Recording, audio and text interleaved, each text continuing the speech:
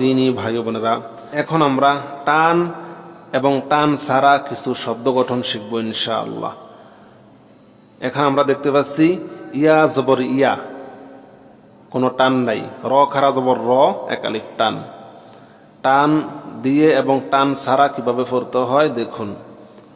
ইয়া জবর ইয়া, র খারা জবর র, ইয়া র, ইয়াতে কিন্তু আমি টান দিই নেই। ইয়া র, হামজা জের ই, লাম খারা জবর লা, ইলা,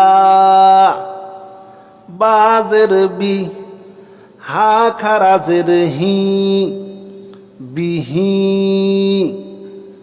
লাম জবর লা, হা উল্টা পেশ হু, লাহু, হামজা খারা জবর আ, ওয়াও খারা জবর ওয়া, আওয়া, হামজা জবর আ, বা জবর বা, দাল দুই জবর দান, আবাদান, হামজা জবর আ, হা জবর হা, দাল দুই পেশ দুন, আহাদুন, হামজা জবর আ, খ জবর খ, জাল জবর জা, আখ জা, হামজা জবর আ, জাল জের জি, নুন জবর না, আজিনা, হামজা জবর আ, মিম জবর মা, র জবর র, আমার।